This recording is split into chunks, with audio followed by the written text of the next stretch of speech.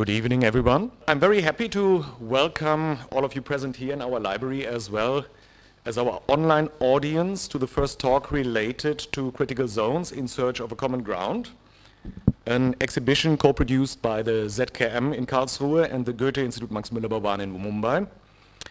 And the exhibition opened yesterday at the MMB Gallery here in Kalagoda and will be on display till mid of December. Please pass by. Today, sorry for the delay, first of all. We were expecting Peter Weibel, the director of ZKM, to join us online, but he seems to be caught up in some urgent matters. Maybe he will join us later. Today's talk is titled Inhabiting Critical Zones and is moderated by Ranjit Hoskote, who is very well known to us, but I'm sure he's also very well known to many of you. He is a curator, writer, cultural theorist, and a dear friend of the Goethe-Institut. Earlier this year, he co-curated and moderated the State of Nature Dialogue series for us. And dear Ranjit, it's very nice to have you back on this stage. And now I would like to introduce our guests. Hopefully Peter Weibel, as I said, will join us later. Let's see, but then on stage we have Philipp Ziegler, head of the Curatorial department at ZKM. Daria Mille, she's a senior curator at ZKM and curator of critical zones. She is joining us online. And Mira Hirtz, curator and mediator for critical zones in India and Sri Lanka. Thank you very much for participating. And now I hand over to Ranjit and wish all of you an insightful and inspiring evening. Thank you. Thank you so much, Björn. And thank you all for being here this evening. Also our online audience. This is the inaugural event of this exhibition that opened yesterday, Critical Zones, Observations for Earthly Politics. And speaking on a personal note, I have to say that it's very moving for me, having had some kind of association off and on over the last 2 decades with ZKM and Karlsruhe. As I stand here and think about the exhibition downstairs, I find myself thinking back to the first time I ever walked into the ZKM, which was to see Iconoclash, which was an absolutely extraordinary reflection on the culture wars, the wars of religion and symbolism and a politicized religiosity in 2002. Also later, the project called Making Things Public, another one called Thermocline of Art, and yet another called Allah's Automata, which was curated by Siegfried Zielinski. In these and in all the other projects that ZKM has set in motion, we find a very particular set of factors at play. There is an intense desire to connect large philosophical questions with very immediate political and social and cultural urgencies. It is always with an awareness of the thrum of disturbance that the projects of the ZKM take place. So in that spirit, I'd really like to welcome Philipp and Mira, who are here, and Daria, who is joining us via Zoom. And I'd like to say a few things about the exhibition, but also I think we would all like to remember and hold in mind Bruno Latour, who left us early this month, and who, with Peter Weibel, was a moving force for many of these projects, and certainly this one. He was a philosopher, an anthropologist, and a sociologist, a seminal thinker for the late 20th and the early 21st centuries. He was a pioneering contributor, many of you will know his work already, to actor network theory. And in the years that I've spent reading him and learning from his work, I've been struck by how he proposed a way out of the impasse into which certain kind of understanding of modernism had driven us, and I hope we'll talk about this as we go along.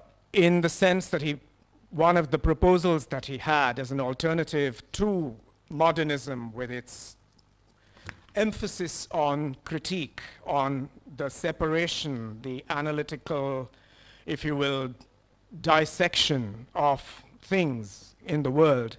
One of the things that he proposed as a counter to that was a way of thinking that eventually came to be thought of and widely practiced, I hope, as compositionism. And as I was walking around the exhibition yesterday, I found that coming very, very strongly to the fore.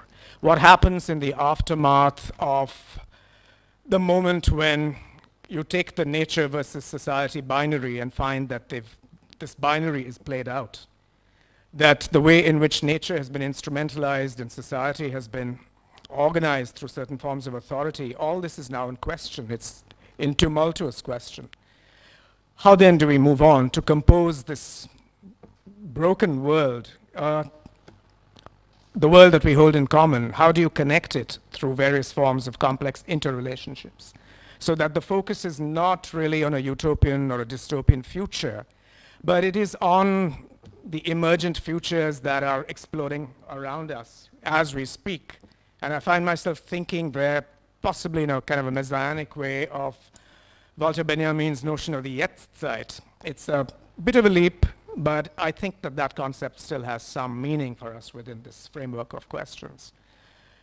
Importantly, from the point of view of themes and questions that have exercised many of us along this journey, I think Latour's way of thinking opened up a form of addressing the role of non-human entities in the world.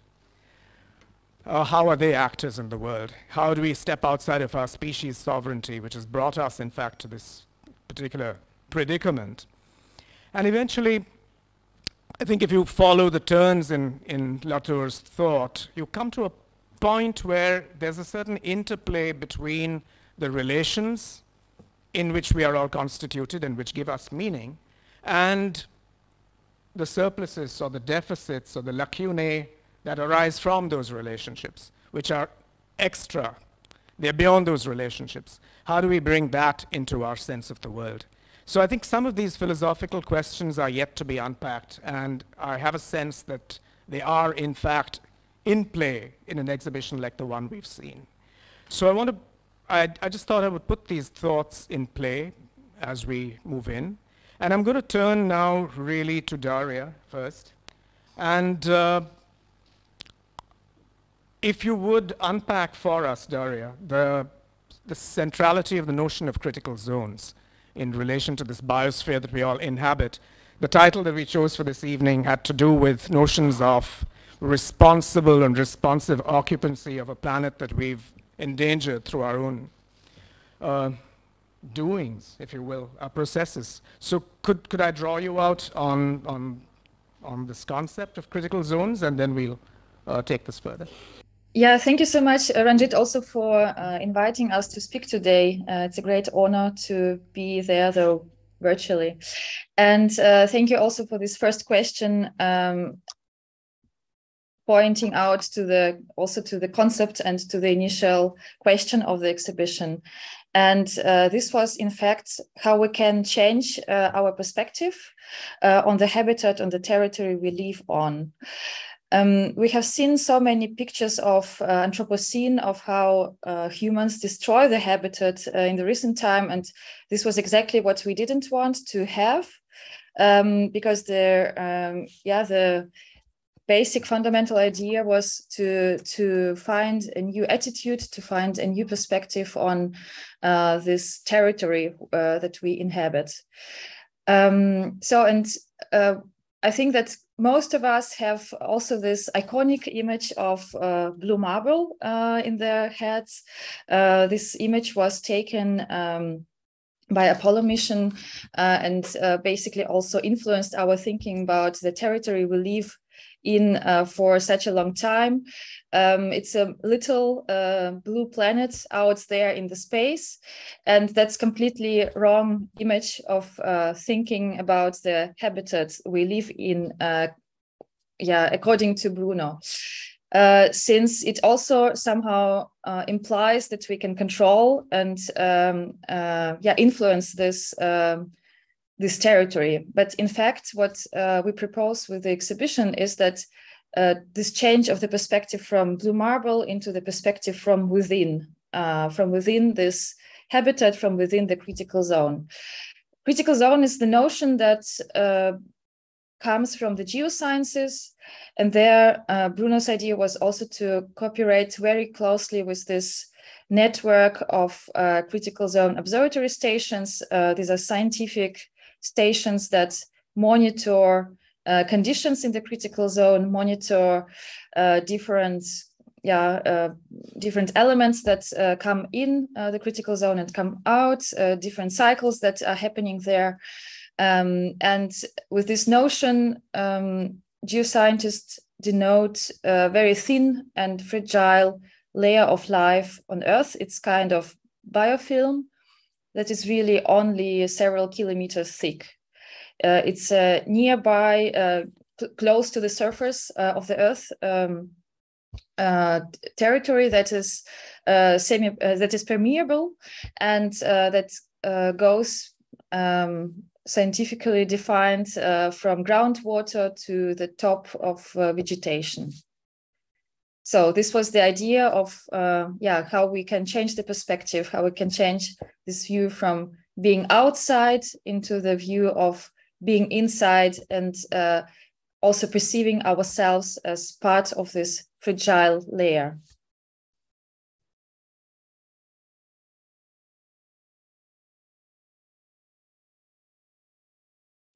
It's working?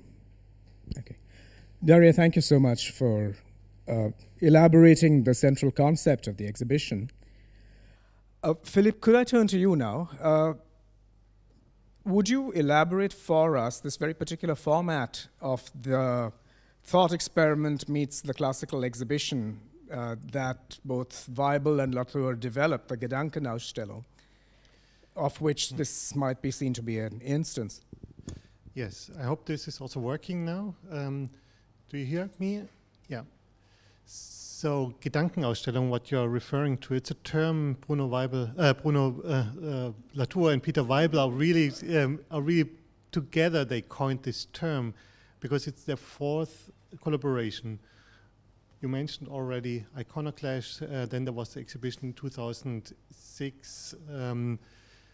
And then in 2014, there was the Reset Modernity exhibition, which then led to the Critical Zones in 2020. And they called it Gedankenausstellung, a thought exhibition, as Bruno Latour is a philosopher, not a curator per se, but he thought also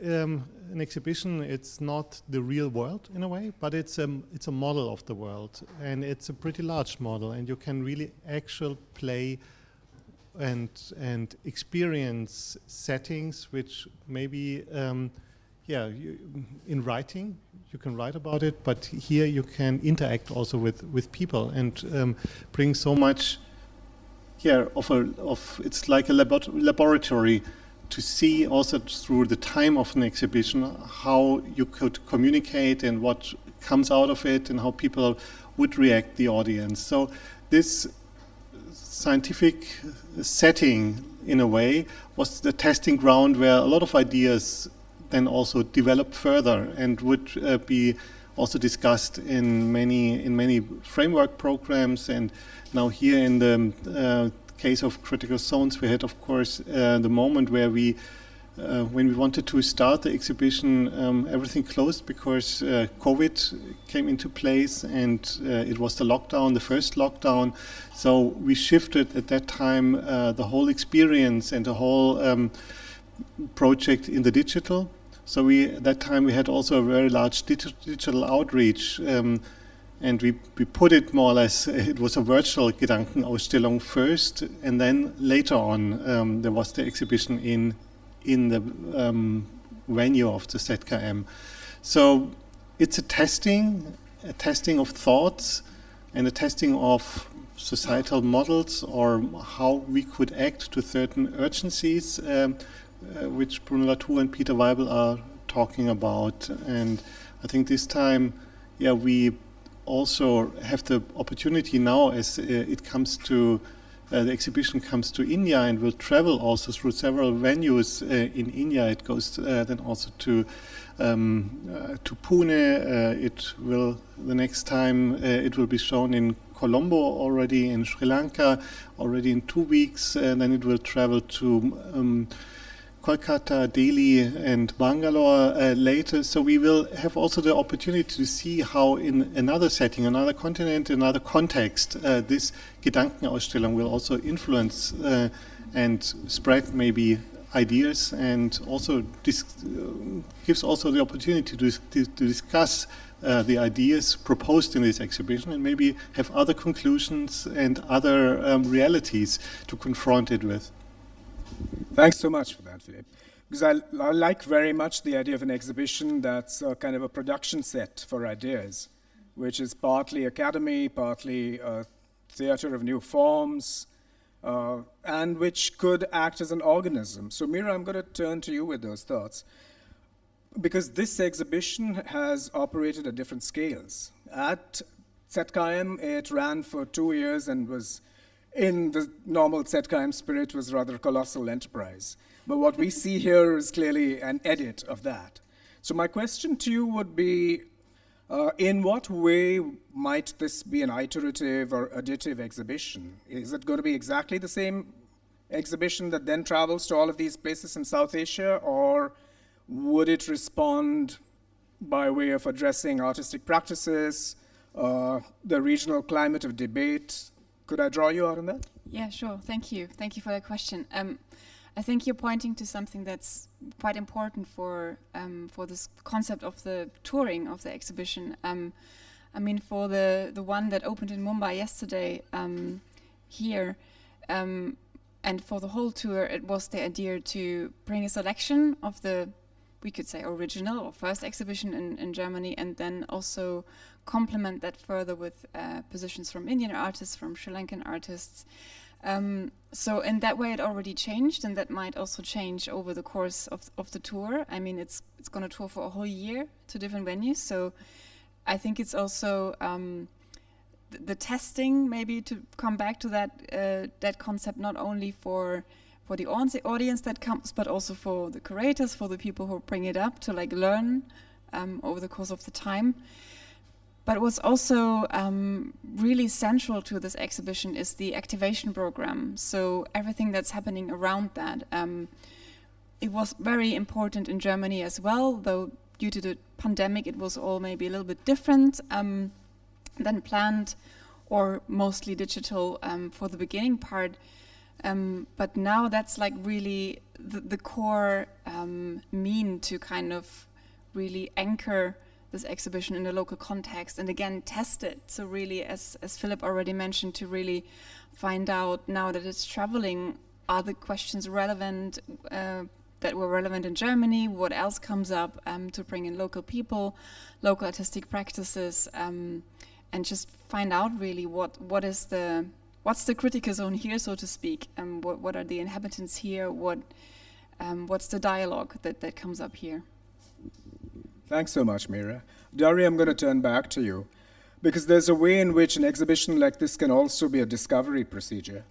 And I was thinking that it was thought of and it had its whole first run for 2 years with several extensions right through this very apocalyptic period, which is all of the elements of apocalypse. There's the pandemic, the lockdown, the closing of borders, and now a war. So in what way did the exhibition and everything around it take note of this very strange atmosphere? And also, if you want to address the questionnaire project that emerged from it, this might be something you might want to address. Mm-hmm. We were supposed to open this exhibition in May 2020, and it was exactly also the time where the first lockdown came in place in Germany. And so it was like,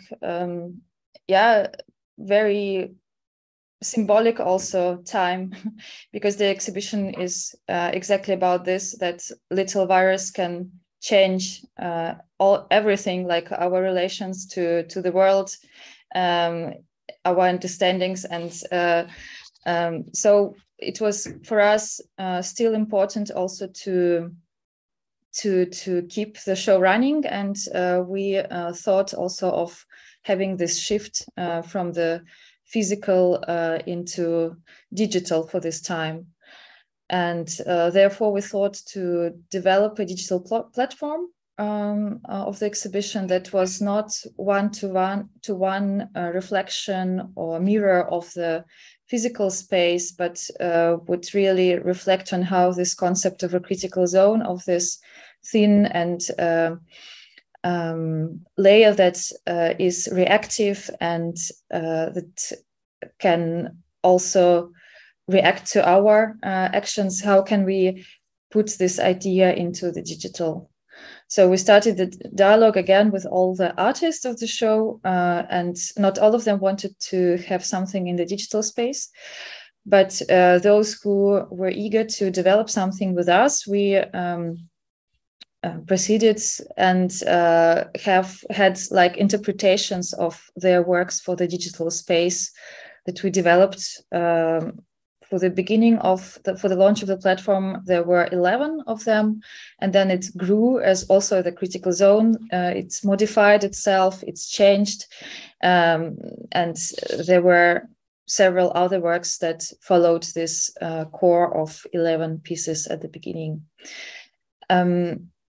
Yeah, so we took as a basic idea this concept of a layer through which you can navigate and through which you can also try to locate yourself in this layer.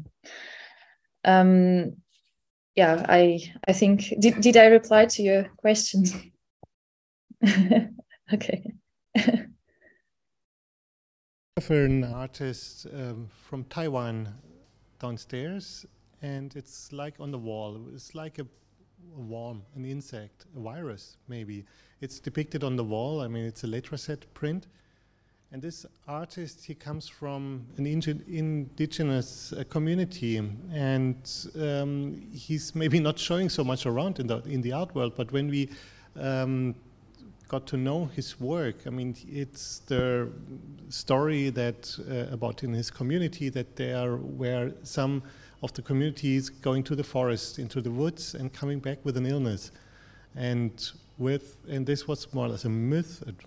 It's real because it doesn't speak English, so it's very difficult to find out. But it was also very symbolic what happened at this time. It's like the idea or the fact that nature is, or the world is reacting, environment is reacting, and it's coming back to us, and we can't be separated from us, even if we live in, let's say, a house, a protected environment, air-conditioned, everything. But it's there. The virus is there, as also climate change, for example, as a fact, is there and affecting us. Pollution, air pollution is affecting us. So it comes really back to us, and we can't ignore it anymore. And I think this also in another section, what we call the ghost lands or the ghost acreages, the idea of Bruno Latour of the two worlds, where the one world we live in and the other world we live off or from. And this concept is very much the separation of the different spheres, and that where we live also in Mumbai, we are relying to so much of resources from outside. In Europe, of course, traditionally also as a colonial center of colonialism, we rely so much of the importation of minerals and of also food, for example, and the exploitation of landscapes. And also here, now this and the idea of the ghost acreages was that all this, in our world we don't see. I mean, we don't see the working conditions, we don't see the pollution, we don't see all the critical conditions in which all those products are produced, which we very much are dependent on and which we consume in a very unthoughtful way, very cheap. And it's the basis of our civilization. And now it strikes back. I mean, the separation is not anymore there. I mean, we can't anymore ignore that there is, it's only a problem of, let's say, Sub-Saharan Africa, kind of, that it's dry, that it's not anymore raining, that it's really changing our conditions. It's climate change is a fact here, it's a fact in Middle Europe, it's a fact in Russia, it's a fact in the Sahel zone. So everywhere you can feel it, and this is it's not anymore to be separated. So also us as being from the Western Europe, we are not anymore there on this island of happiness. I mean, it's really, it's striking back, and it's there, and it's reality. And I think in this moment, and this was very much kind of tangible also with the virus in 2020, I think all this came together. Even if, though now through the events now, through Corona, through also now the war in the Ukraine, of course, politics are very much reacting to the urgencies of that, and but the larger question always in the background is the climate change, and what can we do how should we live with those facts? And I think exactly this is what's the exhibition about. Thanks so much for that, Philipp. I was going to I was going to ask Mira to address some of those questions, because also, as we were saying a little earlier, particularly in South Asia, it seems that there are two kinds of people at two different ends of the social spectrum who really feel climate change. On the one hand, it's articulate elite groups who know of this intellectually, and at the other end, it's vulnerable, marginal communities who actually bear the brunt of climate change and turn into ecological refugees. But there's this huge mesorealm of people who, by and large, get taken in by the propaganda bump of whichever regime rules this country, where it's all about progress and business as usual, and climate change being not a great part of the agenda. My question to you would be, an exhibition like this, if it is really to address that mesorealm or various constituencies in a polyglot subcontinent, have you given thought to what language the didactics of the exhibition are going to be in? At the moment, it's in a kind of international art world English. What happens in Colombo, what happens in Pune, what happens in Bangalore, and so on and so forth. How will you actually address these larger constituencies?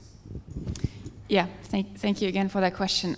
I think this is a complicated one for this exhibition, maybe for any exhibition, because of course, as you say, it addresses very much an academic elite that already knows all of this a little bit, is very interested in it, which is great. But of course, it's always the question how to address other people. Bringing it here, the question of the language of English, of other languages has been quite central. So I think again there has been this thought of having people from the local areas giving tours in other languages and so on and so forth, having discussions in other languages. So that's something that's happening, but that is, I guess, only one part of your question. That's the language you speak in, but again, how do you even interest people? Is it even interesting to them? I think all of that is also an experiment, kind of. I think what I think of then is again what I learned a bit from Bruno Latour and his curiosity for the neighbor, and his curiosity to really say, okay, what we actually have to do is to go to our neighbor and say, what do you depend on? Who is your friend? And with who, I don't only mean a human being, but generally, what are you threatened by?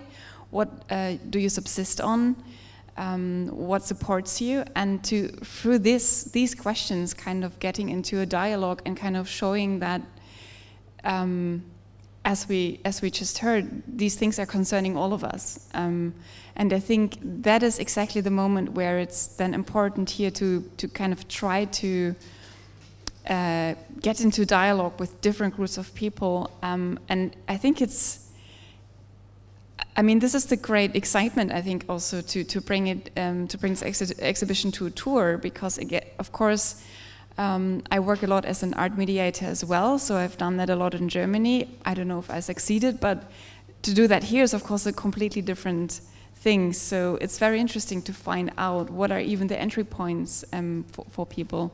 And again, I think it's quite sad that Bruno Latour passed away, because I know he would have been very curious to hear a report about that, like a feedback about how do we, or how what did happen, because he was, as I experienced him, very much engaged in where he lived, literally, I think he lived close to a lot of farmers, so he was speaking to them, but he was also working in Paris, and when he came to museum, he was speaking to Peter Weibel, but also to the museum guards and to the people mediating the exhibition. So he was really trying to find out like what is working and how can we work about this. So I think this is really great to have another try, let's say, on this. Thank you. And maybe if I add, I mean, he even also set up a workshop sessions where he left the art audience or the academic circles, went to villages and kind of to normal places and just went through kind of all those questions, also activating, stimulating questions and reactions. And this within, I mean, dedicating a lot of time to speak with normal people and normal, his neighbors, us all, and addressing just those basic questions and putting them or us into this thought experiment without giving an answer, of course, but by really helping us also to structuring our thoughts about this, because of course we are all shocked by it and we read newspapers and we all know about it and we might not be ignorant. That's not the case to convince us that it's the fact, but how can we deal with it? How can we live with that? I'm going to turn to Daria with this theme of a common ground, because that's a very strong trope or theme of the exhibition and a lot of the work that both Latour and Weibel have done. But in this particular exhibition, also circling around the notion of an observatory, I want to ask you, Daria, about the process and also the pitfalls of really working with an interdisciplinary model, because many of us get very euphoric about interdisciplinary activity, but we know that there are asymmetries within that process. Ravi and I were talking about this earlier, and we've seen it happen, particularly when you have an interface between, say, hard science and the visual arts or the humanities. I have also had some discussions at the university where I teach on this subject. There is a sense of sovereign supremacy that the hard sciences have, whether they like it or not. It's part of how they're conditioned. So it often happens that the visual artists who work with hard scientists end up illustrating or annotating science. In what ways would this exhibition and other projects that you've worked on actually expanded that common ground into a more real dialogue?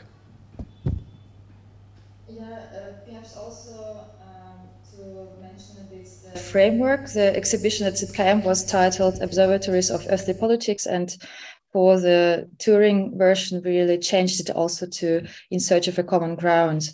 And here we of course mean also the earth, the soil, but also of course a dialogue between different disciplines, between scientists, activists, artists, politicians, between all of us. And this is also something that already Philipp and Mira mentioned with the so-called compass conversations that Bruno also initiated. It was also, for me, this try to establish a dialogue, because it was a group conversation and everybody had to answer this at first glance very easy questions, but the second thought very deep questions also. What helps me to subsist? What human and non-human entities help me to thrive, and what do I depend on?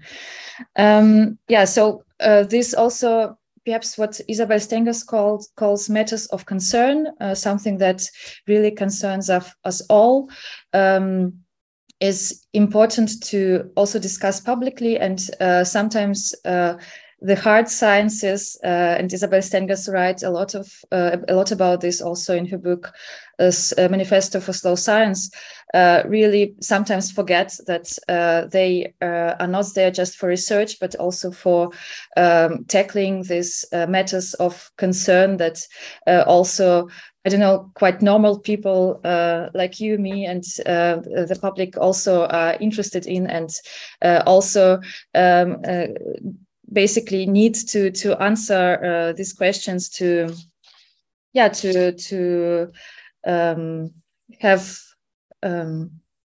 a feeling they are involved also. So sometimes also the hard sciences, they speak already so particular language that cannot be understood really also by different other branches of science. And this is also something that I think is needed also to establish this common ground, that we try to find common language between all the disciplines, and that this differentiation that evolved in the modern period with modern sciences. Of course, it's important to have also this particular view, but that people also have a dialogue and speak more together to also to understand this dynamics of the territory that we live on and how we can influence this territory. And in the exhibition, we also tried to here at the ZKM to establish this dialogue. We had a big workshop space where I invited initiatives from the city that also have this focus on environmental questions to enter into the dialogue with the public and with audiences.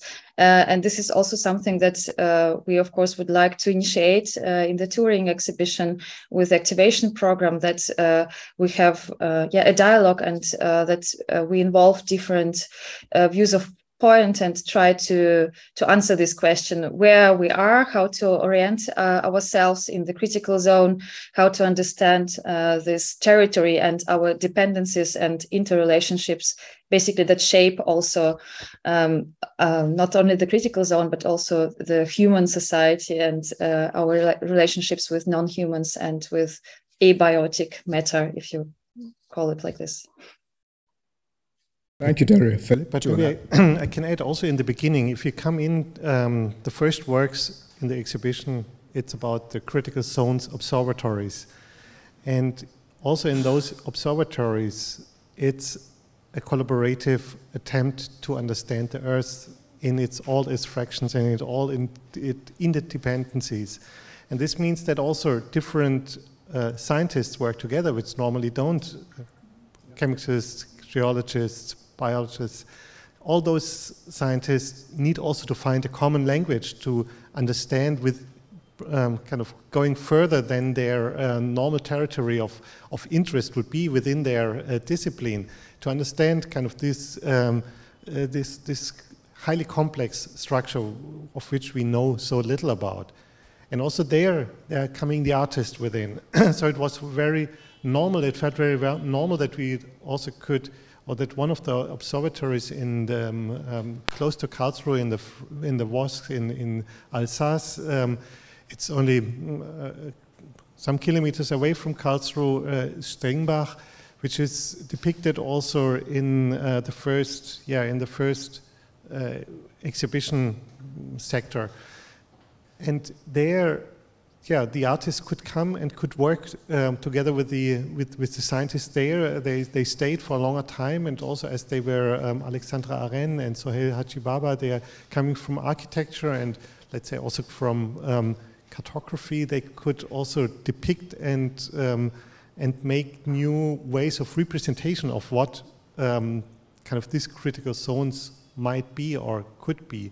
And I think this was the feedback from when we did the festival at the beginning, and we invited also scientists, that also this is kind of the collaboration with the artist really also helped the scientists to understand more about the interrelations. And Daria, I mean, you were at the time very much in contact also with the Critical Zones Observatory, and there it continued to be a fruitful conversation and an interest also of the scientists to be involved in the thinking of Bruno Latour, but also in the in the collaboration with the artist. And that's why maybe this is an example for a very fruitful conversation, which is not only one kind of the artist coming later and making illustrations, but also helping to find new representations of something we all don't have, let's say, a knowledge about, or kind of not a final knowledge about. I just want to annotate what you said, but I want to take this question to you, Mira, because in a sense, this is, it seems, a way of overcoming territorialized expert culture. But in a way, it goes back to the grand old encyclopedia project of Diderot and others. It's an Enlightenment ideal to have universal knowledge in which all kinds of specialists collaborate. So it's a kind of a recovery of an earlier model. But Mira, I want to ask you, in the making of this show, which at least to my mind has a rather didactic tenor, was there a tension between a desire to be encyclopedic and a more episodic way of making an exhibition? I tend to, as a viewer, I find that tension within the exhibition. There's an expansive encyclopedic wish, and then there's an episodic disposition of the show. Yes, I think probably there's a tension, but I think as Philipp I think already mentioned, or Daria, both of them probably, this exhibition was also very much thought as a small scale model testing ground for like a new way of coexisting, relating to the territorial living. And so I think in that way it's really like almost a bit like steps that you take through, and also the topics or sections as they're thought of right now. Yes, there's probably this wish to like cover a lot of different aspects, and also not only like thematically but also maybe geographically looking at different parts of the world. But I think it was also very much meant as like one step after the other. So if you look at the catalog or the field book, that's like a guidebook that hopefully helps to understand a bit this pathway almost that you take from starting with what Philipp just mentioned, this observatory in the beginning, where you really, which I think was also something very dear to Bruno Latour, really focused on learning to describe, first of all, where you are, what you depend on, what this looks like. So, as you said in the beginning, not critique it, not even finding a solution, but describing it, observing it, what's actually happening, and to then move through the different stops of like, okay, what did I describe now? What do I not understand? What is this moment of ghost area and actual area clashing? What is this moment of the world of microbes? What is this moment? What do national borders mean now? To then finally arrive to this question, okay, how do we become terrestrial? How do we land in this enfolded critical zone? What does that mean? How do we draw from different kinds of knowledges? So I think there was really the attempt to kind of take us on a journey, and end with this open question and with some suggestions. So that's how I perceive it, and I think Daria can probably, and Philipp also say a lot to that as well, and elaborate further. But what also connects to the question before about that is then this move that now is subtitled the search of the common ground. So also kind of making this journey to figure out what the common ground means, and within that, having these dialogues with all these different people. I think it's also showing these different steps, or maybe as I think one of the artists, Dilip Takunya, put it in one of his books also, it's not even about a journey to like change your perspective. It's actually a journey to kind of realize it's a completely different ground. Like it's not only having another perspective on the ground, but it's kind of a completely different one. And how do we find images for that, representations for that, tools for that, thought processes for that? But also all of this leads me to think that the question of where are we now is oriented to questions of the role you play. Philipp, I want to ask you this question. and many of us have been asking these questions. At this particular time, what is the role of a cultural institution? I mean, on the one hand, it has had very traditional notions of, conservation and exhibition and research and all of this. Many of these are necessarily inward-looking functions, but institutions devoted to culture today are also called upon to, and this is a phrase that has recurred around this exhibition, there is a mandate, a summons now to care for forms of life. So could I ask you to talk to us about this notion of the biophilic institution? Yes, the biophilic institution, it's in fact the term Peter Weibel used for not only for Critical Zones, the exhibition, but also for other exhibitions which came later. For example, Biomedia. This was an exhibition we also Daria co-curated, which was then, I mean, it was overlapping. It would maybe more looking into technical entities. Then we had an exhibition, The Beauty of Early Life, where also Sonia, she was previously here in the audience, participated in. So we did a whole row of a series of exhibitions talking about this. What is life, and what, as an institution, what's our role now when we see that life is so much endangered? I mean, we do exhibitions, yes. We do critical exhibitions, yes. We do debates, but also that's maybe not enough. I mean, are we the distant institution, the institution which is only providing maybe a stage for different opinions and discussions, or are we by itself also an actor?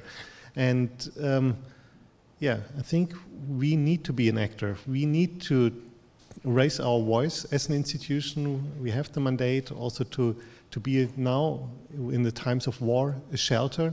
We really feel the urge now to play a role and to take responsibility within all those turbulences, societal turbulences we are facing. And at the beginning it was a very abstract question, but now it's a very tangible and very obvious question. We received many fellow artists from Ukraine, which were more or less in the beginning of the year. They wake up and there was a war and they had to flee and the bombs were falling. So something we would have hoped never to experience again in Europe and in other places of the world. But it is the fact that this happens. And how does an institution work like this? Because we can't just hide behind our institutional routines. We need to provide spontaneously resources and also to help, to open up, to help, and then in the second point also to conceptualize and to try to make politics with it. So yes, we do feel we have a very active role, and this active role is a societal and political one, which with the help of the art, within the art, but also raises its voice and stands for many people which are endangered. Thank you for that. Daria, I'm going to come to you with what might actually be the closing question before we open it up. I've been fascinated by the different avatars of the ZKM as a physical location, as a stage for different things. It used to be an ammunitions factory. It came together with the mandate of an academy and a museum being in close convergence. What do you see as the future of the institution, let's say in the next decade? Do you have any thoughts or wishes or fears, or what's your sense of where it's going to go over the next decade? As apparently the world wades out into greater horror. As Philipp already mentioned, of course, we have necessities of the day, and we have to rethink also our functioning with these changes, and also perhaps to also look in the future and also to expect what is coming. So not only to react, but also to act.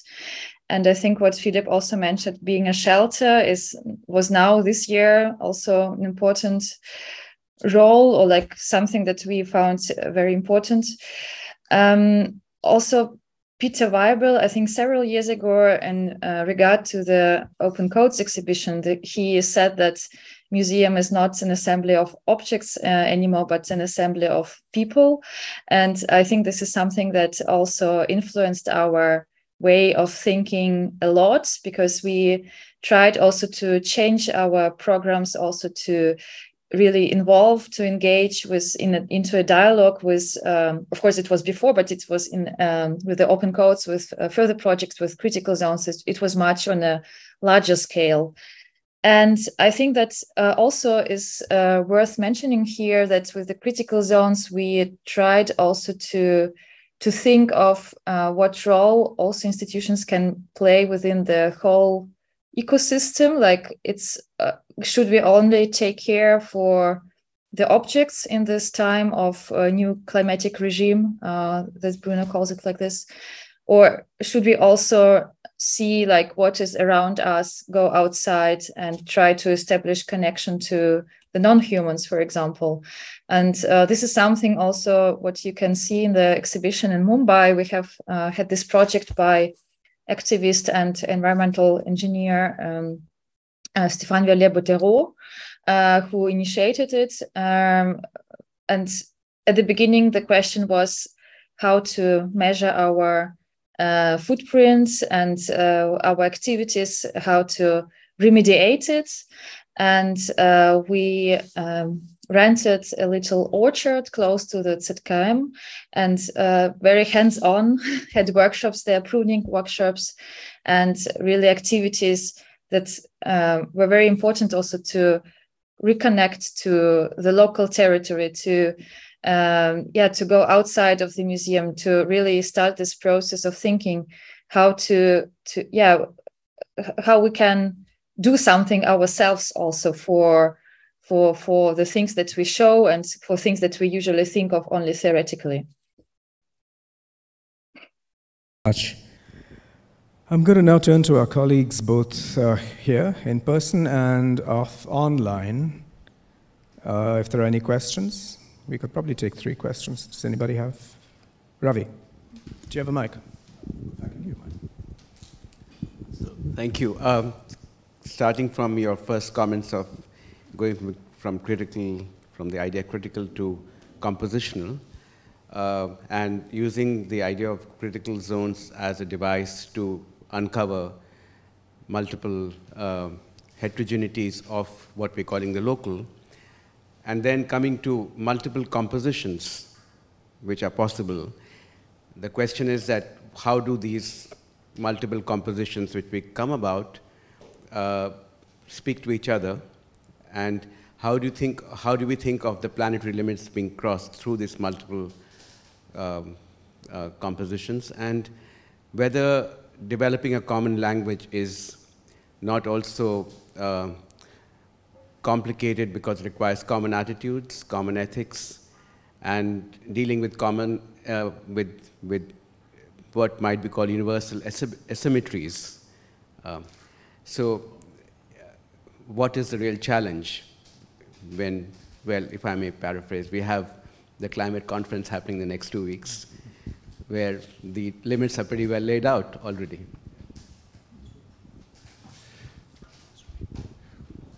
Well, I think Bruno Latour was very skeptical about the seemingly seamlessness of the globe.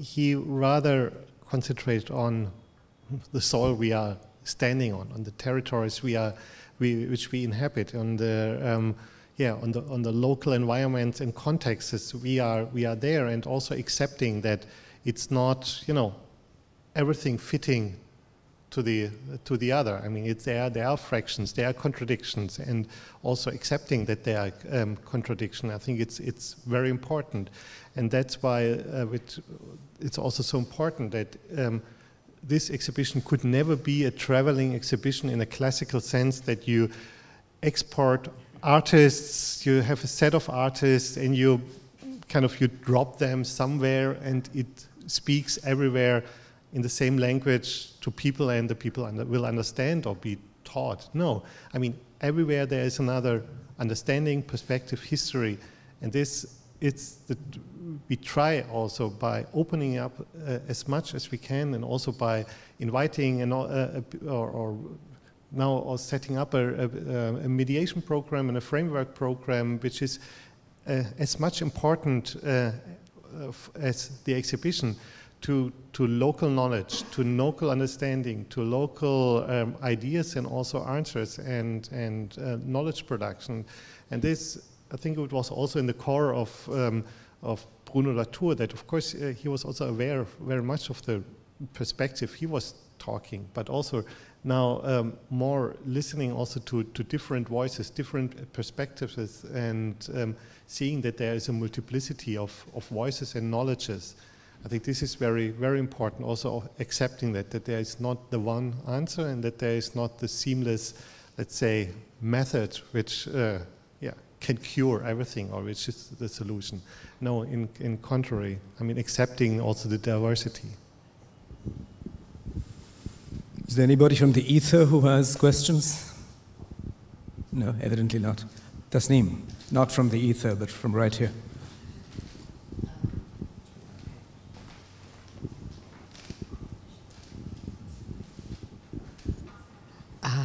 I was interested in your response to Ranjit's question about the evolution of institutions and museums.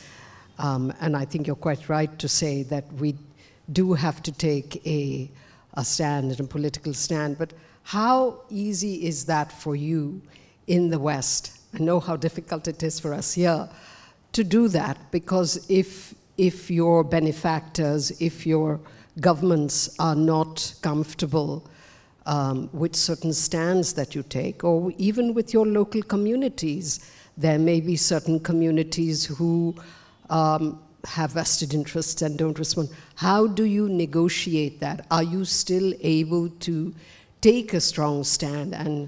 And it's also interesting, because if you're traveling this exhibition through different countries where there are political issues which the exhibition may represent in some form, how would you negotiate that? I mean, I just was interested to know, how evolved have you all become in the West, in a sense? Well, honestly, it is a struggle. Of course, it's full of conflicts, and it's full of, let's say, overcome traditional forms of institutions. But I think also during the last 2 years of the experience of a pandemic, not only in the arts, I think in many fields of the society and in many fields of our daily routines, I mean, everything had been shaken and everything was put into question. And also in the arts, we feel a lot that artists are questioning the condition in which they are working. We have to react now, and it's really an urge to react also to our own responsibility for what are we doing if we are shipping around the globe crates, climatized crates by airplanes, and do we need to do that? I mean, what's our own footprint? What's our own responsibility? And I think all those questions are really questioning the way the things had been working before, maybe before 2020, before the pandemic, which all shaked us. But before maybe a time, and Bruno Latour was really very much saying we are on a wild horse now, and we are riding on a wild horse without knowing where to go, and it's shaky, and it is kind of, we can fall, and it's not clear in which direction we are going in this moment. But we have to try our best to find now also new roles. And I think this is also the moment to think as an artistic institution, or to rethink the purpose on which we are there. What's our agenda? Of course, I mean, we are there also to preserve the arts and the heritage, and also to conserve and maintain the history and be an archive, be a shelter for that. But as Daria said, if we understand it now more, that there is an agency of the people, it's more about a platform for people. Maybe also us as curators, we need to ask ourselves, what is our role? I mean, what is our, can we select? I mean, shouldn't we not more debate this? Should there not be more discussion about, also with the audience, a more attentive approach to exhibition making? And all that, I think it's in the moment a lot in discussion. And if I say, well, yeah, we are a shelter, yeah, we took this role, not knowing if we can continue to take this, or if politics will change. I mean, in Germany we have the advantage that institutions are pretty free in that what they do, but there will be budget cuts due to the war, due to all the economical crisis now, energy prices are rising. So we are facing a difficult future, but the more, I think it's important to be aware that we play, and that art is playing a really, really important role in this, riding a wild horse, which this, as Bruno Latour described the situation. Can I maybe add to that? Just from the, also speaking about Bruno Latour, I think because you're also asking about, okay, but you know, who's funding? I guess who's funding the institutions? Who has then to say what is possible or not? Who's standing in the way?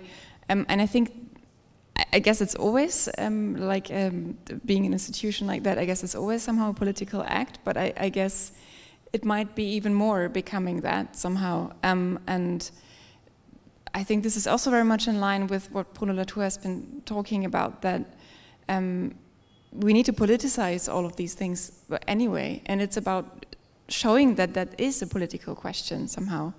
The question of caring about the local ecosystem or not, or giving shelter or not, that's like it's a very political question somehow, and I think it's also showing in his attempts to kind of speak to governments, get into the realm of politics, kind of become an advisor, the struggles of that, like again the different languages and necessities that are coming together here. But I guess it's very much showing that that is the pressing moment somehow.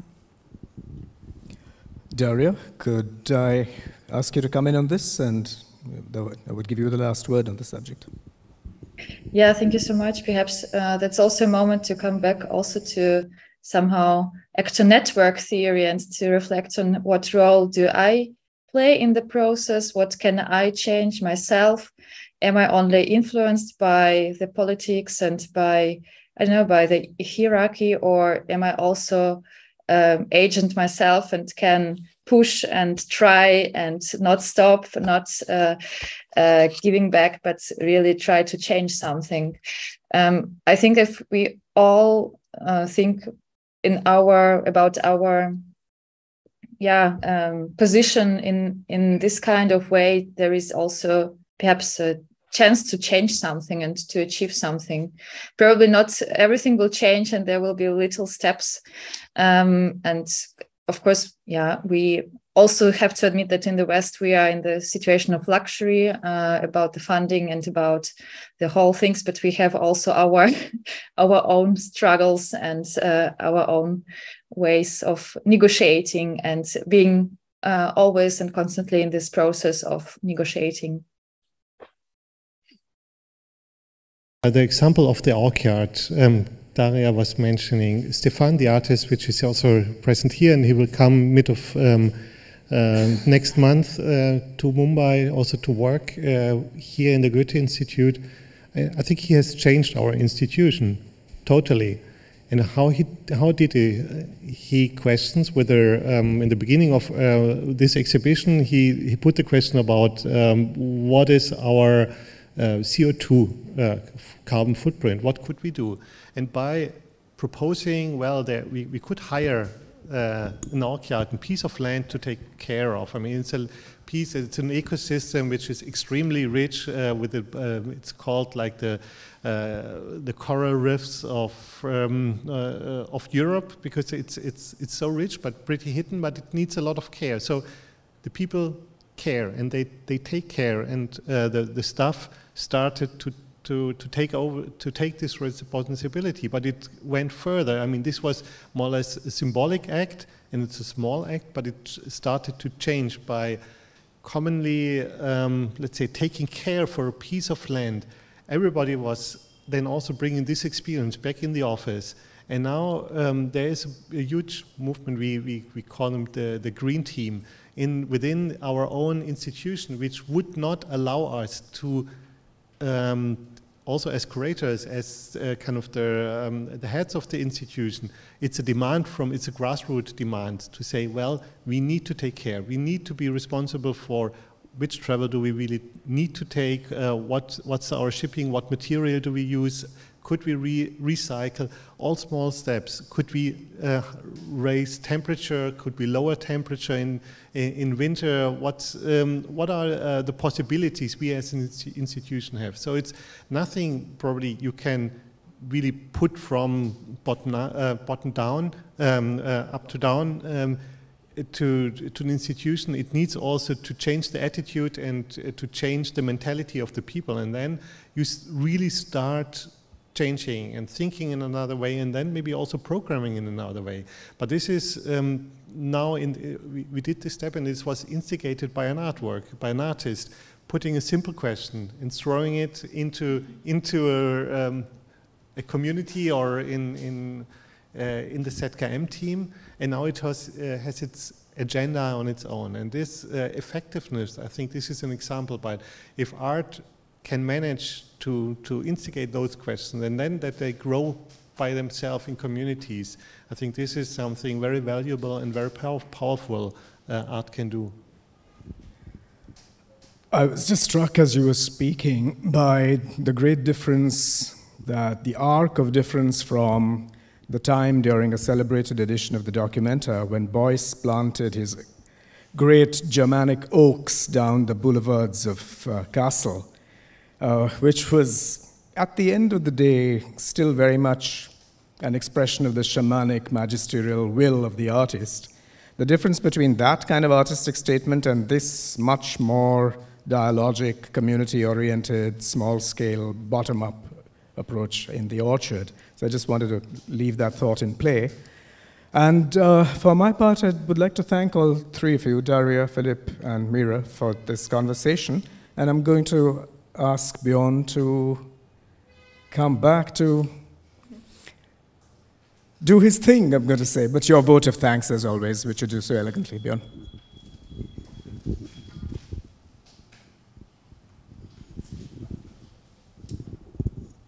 Yeah, thank you very much, Ranjit. Thank you for participating in this quite enlightening conversation tonight. And everybody who followed us online now and hasn't seen the exhibition yet, please come to the Max Müller Bhavan in Karlsruhe. Have a look at the exhibition. It's worth it. And to our audience, have a good evening and hopefully to see you soon. There will be another couple of events happen during the next couple of weeks and months related to critical zones, and we would be delighted to see you here again. Thank you very much.